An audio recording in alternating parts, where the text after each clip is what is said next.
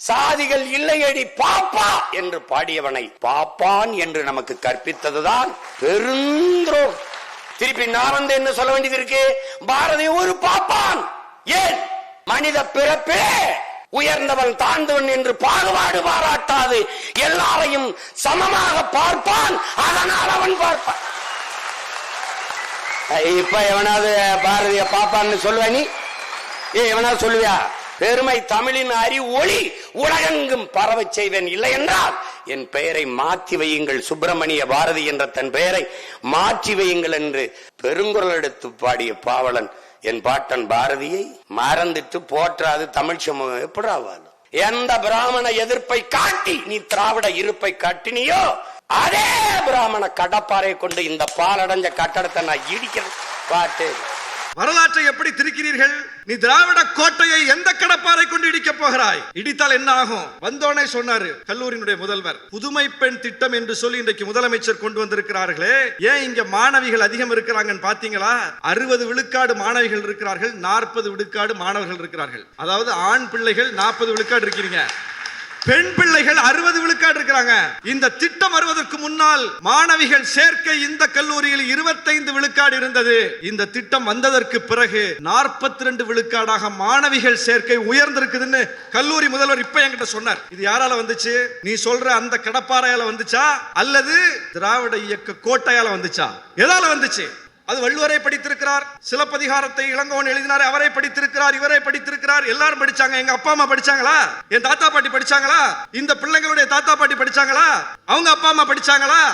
இங்கே படம் பிடித்துக் கொண்டிருக்கிற ஊடகவியலாளர்கள் இவர்களின் தலைமுறையில் முந்தைய தலைமுறை யாராவது படிச்சிருக்காங்களா? இங்கே இருக்கிற பெருமக்களினுடைய தலைமுறையில் யாராவது படிச்சிருக்காங்களா? படிக்கலையா? இளங்கோ படிச்சிருக்காருல, திருவள்ளுவர் படிச்சிருக்காருல, திருவள்ளுவர் படிச்சிருக்காரியா? எங்க அப்பா படிக்கலையா? ஏன் நான் படிக்க வந்திருக்கிறேனே, எனக்கு அறிவு இருக்கு, என் பெற்றோருக்கு அறிவு இல்லைன்னு பொருளா? அவர்கள் அறிவில்லாமல் படிக்காமல் போய்விட்டார்கள், எனக்கு அறிவு வானத்திலிருந்து பொத்துவிட்டு வந்து விட்டது, அதனால் நான் படிக்கிறேன் என்று பொருளா? இல்லை. அறிவு அவர்களுக்கும் இருந்தது, நமக்கும் இருக்கிறது. வாய்ப்பு அவர்களுக்கு இல்லை, நமக்கு இருக்கிறது. அந்த வாய்ப்பை உருவாக்கி தந்தது யார்? அந்த வாய்ப்பை உருவாக்கி தந்த இயக்கம் திராவிட இயக்கம். அந்த இயக்கத்தை நீ எந்த கடப்பாறை எடுத்துட்டு வந்து இடிப்பேங்கிற? எந்த கடப்பாறை வந்து இடிப்பேங்கிற? சமஸ்கிருதம் படித்தால் மட்டும்தான் மருத்துவராக முடியும்னு 100 ஆண்டுகளுக்கு முன்னால் இந்த மண்ணில் ஒரு நிலைமை இருந்துச்சா இல்லையா? சமஸ்கிருதம் தெரிந்தவர்கள் மட்டும்தான் மருத்துவராக முடியும். இன்னைக்கு எப்படி நீட் எழுதினால் தான் மருத்துவராக முடியும் என்கிற நிலை இருக்கிறதோ, இதே நிலை 100 ஆண்டுகளுக்கு முன்னால் இருந்தது. சமஸ்கிருதம் தெரிந்தால் மட்டும்தான் மருத்துவராக முடியும். அப்ப நீ ஆக முடியுமா? யார் ஆக முடியும்? யாருக்கு சமஸ்கிருதம் தெரியும்? அப்ப என்ன நிலைமை இருந்தது இந்த நாட்டில்? அந்த நிலையை எதிர்த்து போராடியது யார்? அந்த நிலையை எதிர்த்து இயக்கம் கட்டியது யார்? அந்த நிலையை எதிர்த்து பாடல் பாடியது யார்? அந்த நிலையை எதிர்த்து கவிதை எழுதியது யார்? அந்த இன உணர்வை, மொழி உணர்வை, மாநில உணர்வை ஊட்டியது யார்? திராவிட இயக்கத்தில் பங்கேற்ற தலைவர்கள். அந்த நன்றியை மறந்துவிட்டு பேசலாமா? யாருக்கு என்ன பாடம் எடுக்கிறீர்கள்? இளைஞர்களை எப்படி மடை மாற்றுகிறீர்கள்? எவ்வளவு அபத்தமான அரசியலை செய்கிறீர்கள்? எங்கே போய் முடியும்? சமய நல்லிணக்கத்துக்கு ஊறு விளைக்கக்கூடிய செயல் ஒரு பக்கம் நடந்து கொண்டிருக்கிறது. அதே மதுரையில், மதுரை ஆதீனம் இசை முரசுடைய பாடலை பாடி கேட்டோம். இப்படிப்பட்ட மண்ணில் சமூக நல்லிணக்கத்தை குலைத்து போடுவதற்கு வந்திருக்கிறார்கள். எப்படிப்பட்ட மண்? இஸ்லாமிய பாடலை மதுரை ஆதீனம் பாடுகிறார். இன்னொரு பக்கம் கம்பராமாயணத்தை தமிழ்நாடு முழுவதும் கொண்டு போய் கம்பன் கழக மேடைகளில் சேர்த்தவர் நீதியரசர் மறைந்த மூமு இஸ்மாயில்.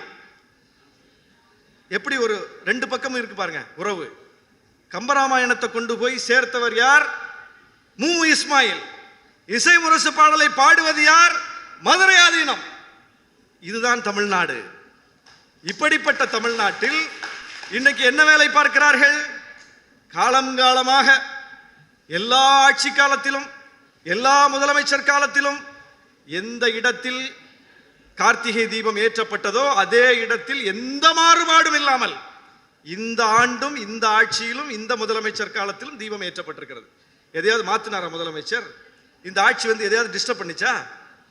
எப்படி ஜெயலலிதா அம்மா ஆட்சி காலத்துல, எப்படி ஓபிஎஸ் ஆட்சி காலத்துல, எப்படி இபிஎஸ் ஆட்சி காலத்துல, எப்படி கலைஞர் ஆட்சி காலத்துல, எம்ஜிஆர் ஆட்சி காலத்துல, அண்ணா ஆட்சி காலத்துல, பக்தவசலம் ஆட்சி காலத்தில், காமராசர் ஆட்சி காலத்தில், பிரிட்டிஷ் ஆதிக்கத்தில், நீதி கட்சி ஆட்சி காலத்தில் 100 ஆண்டுகளுக்கு மேலாக எந்த இடத்தில் தீபம் ஏற்றப்பட்டதோ அது அப்படியே தொடர்கிறது.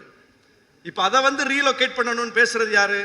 அப்ப ரீலோகேட் பண்ணணுங்கிற அந்த குரலுக்கு பின்னால் இருப்பது என்ன? இந்த சமூக நல்லிணக்கத்தை ரீலோகேட் பண்ணணும்னு நினைக்கிறாங்க.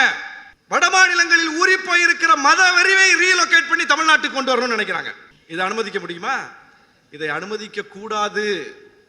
அனுமதிக்க கூடாது என்பதற்காகத்தான் சமய நல்லிணக்கத்திற்காக இசை முரசை நாம் நினைவு கூற வேண்டியிருக்கிறது. மொழி உரிமைக்காக இசை முரசை நாம் நினைவு கூற வேண்டியிருக்கிறது. மாநில சுயாட்சிக்காக இசை முரசு நாகூர் அனிபாவை நாம் நினைவு கூற வேண்டியிருக்கிறது. திராவிட இயக்க உணர்வு மங்கி போய்விடக் கூடாது என்பதற்காக, சமூக நீதிக்காக இசை முரசு நாகூர் அனிபாவை நாம் நினைவு கூற வேண்டியிருக்கிறது. என்ன சொல்றாங்க? தமிழ்நாடு என்கிற பெயரை அண்ணா வைத்ததற்கு பின்னால் அதுல ஒண்ணுமே இல்லையா, அண்ணா ஸ்டிக்கர் ஒட்டிட்டாராம். ஏன்னா பாரதி வந்து செந்தமிழ் நாடுன்னும் போதி நிலைன்னு எப்பவோ பாடிட்டாராம். பாரதி பாடினார், உண்மை. யார் மறுத்தார் அதை? பாரதி பாடலன்னு யாராவது சொன்னாங்களா? கல்வியில் சிறந்த தமிழ்நாடுன்னு பாரதி என்னைக்கோ பாடிட்டாராம். யாராவது மறுத்தமா? பாரதி யாராவது கொச்சப்படுத்தினாங்களா? பாரதிக்கு இந்த அரசு விழா எடுக்கலையா? பெரியார் படத்தை எடுத்தவர் பாரதி படத்தை எடுக்கவில்லையா? இப்படி ஒரு நிலை இருக்கும் போது RSS அமைப்பு நடத்தக்கூடிய நிகழ்வில் போய் பங்கேற்று பாரதியை போற்றுகிறேன் என்கிற பெயரில் திராவிட இயக்கத்தை கொச்சைப்படுத்துபவர்களுக்கு பின்னால் இருக்கக்கூடிய நோக்கம் என்ன? இந்த கேள்விக்கு விட வேண்டும். சரி, பாரதி பாடிட்டார், செந்தமிழ்நாடு என்னும் போதினில் பாரதி பாடிட்டார். சங்கரலிங்கனார் தமிழ்நாட்டுக்கு தமிழ்நாடு என்று பெயர் வைக்க வேண்டும் என்று உண்ணாவிரதம் இருந்து செத்து மடிந்தாரே, பாரதி பாடினதுக்கு முன்னாலேயா பாரதி பாடினதுக்கு பின்னாலேயா? பாரதி பாடிட்டார்ல, அப்ப தமிழ்நாடு பேர் வந்துருச்சுல. அதுக்கப்புறம் ஏன் ஒருத்தர் உயிர் நீத்தார்? அதுக்கப்புறம் ஏன் ஒருத்தர் போராடினார்? லாஜிக் இல்லையா? அதான் பாரதி பாடிட்டார, பேர் வந்துருச்ச. தமிழ்நாடுக்கு தமிழ்நாடு பாரதி பாடி பெயர் வந்து விட்ட பிறகு சங்கரலிங்கனார் முட்டாளா? அந்த போராட்டத்துக்கு பொருள் இல்லையா? அந்த போராட்டம் வீணானதா? அந்த போராட்டம் எதற்கு? அப்ப பேர் இல்லைன்னு பொருள். பேர் இல்லாததுனால தான் யார் பாடினாலும் அது பாட்டில் இருந்ததை தவிர அது அரசாங்க ஏட்டில் இல்லை. அது பாட்டில் இருந்தது. அரசாங்க ஏட்டில் அதை கொண்டு வந்தது யார்? கொண்டு வரணும்னு போராடி மடிந்தவர் சங்கரலிங்கனார். அவர் போராடிய காலத்தில் திராவிட இயக்க ஆட்சி இல்லை, காங்கிரஸ் ஆட்சி இருந்தது, காமராசர் இருந்தார். அந்த போராட்டத்தை அவர்கள் ஏற்றுக்கொள்ளவில்லை. அதனால் தான் அவர் போராடி மடிந்து போகிறார். அவர் மடிந்த பிறகு, அண்ணா ஆட்சிக்கு வந்த பிறகுதான் அந்த பெயருக்கு சட்ட அங்கீகாரம் கிடைத்தது. நாடாளுமன்றத்தினுடைய 2 அவையிலும் அது ஏற்றுக்கொள்ளப்பட்டு தமிழ்நாடு என்கிற பெயர் சூட்டப்பட்டது. என்றால் அது ஸ்டிக்கர் ஒட்டுற வேலையா? ஏன் அந்த ஸ்டிக்கர் அதுக்கு முன்னாடி இருந்தவங்க ஒட்டிருக்கலாமே, ஏன் ஒட்டல? அப்ப எவ்வளவு பெரிய பங்களிப்பை எவ்வளவு மலினப்படுத்துகிறார்கள், எவ்வளவு கொச்சைப்படுத்துகிறார்கள். கல்வியில் சிறந்த தமிழ்நாடுன்னு பாரதி என்றைக்கோ பாடிவிட்டார். திராவிட இயக்கம் தான் வந்து படிக்க வச்சுதா அப்படின்னு கேட்கிறாங்க. சரி, பாரதி பாடிட்டார்ல, பாரதி பாடிய பிறகுதானே காமராசருக்கு கல்விக்கண் திறந்தவர்ங்கிற பட்டத்தை நாம கொடுத்திருக்கோம்.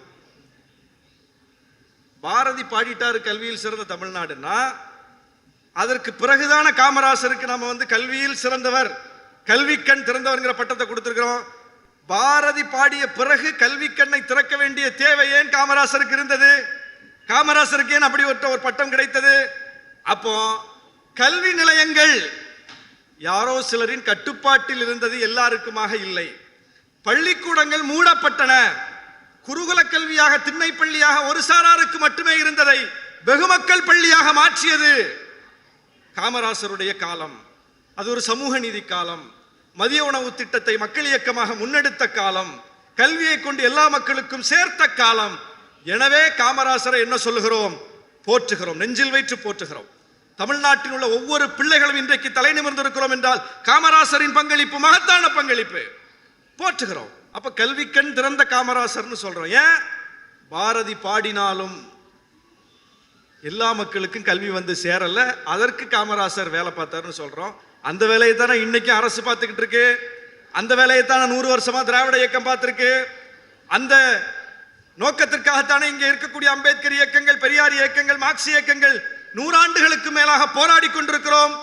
இந்த ஒட்டுமொத்த போராட்டத்தையும் கொச்சப்படுத்திட்டு எந்த ஆதிக்கத்தை எதிர்த்து இவ்வளவு பெரிய ஒரு போராட்டத்தை நடத்தி இன்னைக்கு இந்த நிலைமையில வந்து ஒரு முதல் தலைமுறை பட்டதாரிகள் அப்படிங்கிற ஒரு காட்சியை பார்க்கிறோமோ, இப்பதான் நம்ம பார்த்துக்கிட்டு இருக்கிறோம். இந்த காலத்தில் வந்து திரும்ப மறுபடியும் அந்த கடப்பாறையை கொண்டு வந்து இதை உடைப்பேன்னு சொன்னா அது வரலாற்றுக்கு செய்கிற மிகப்பெரிய துரோகம். அந்த துரோகத்தை அம்பலப்படுத்துவதற்காகத்தான் இசை முரசு போன்ற ஆளுமைகளை நாம் பேசிக்கொண்டே இருக்க வேண்டும். திராவிட இயக்கத்தினுடைய பங்களிப்பை நாம் பேசிக்கொண்டே இருக்க வேண்டும். எங்க தலைவர் போற இடமெல்லாம் தான் சொல்றார். ஒரு அம்பேத்கர் இயக்கத்தில் இருந்து முளைத்து கிளைத்து வந்த தலைவர் இன்றைக்கு திராவிட இயக்கத்தினுடைய தேவையை தொடர்ந்து பேசிக் கொண்டிருக்கிறார். ஏன்? இன்னைக்கு மிக மிக குறிவைக்கப்பட்ட இயக்கமாக திராவிட இயக்கம் இருக்கிறது. முன்னாடி நேரடியா அந்த எதிரிகளை பார்த்தோம். இன்னைக்கு நம்மிலிருந்தே இந்த இயக்கத்திற்கு எதிராக சிலரை பேச வைக்கிறார்கள். இது ஆபத்தானது. ஏன்னா நம்ம பிள்ளைங்க நம்ம தலைவர் நினைச்சு போயிடுவாங்க. ஆனால் இது நம்ம தலைவர் இல்லை, இதற்கு பின்னால் இருக்கக்கூடிய சக்திகள் ரொம்ப கூர்ந்து கவனிக்கப்பட வேண்டிய சக்திகள் என்கிற செய்தியை நாம் சொல்ல வேண்டியிருக்கிறது.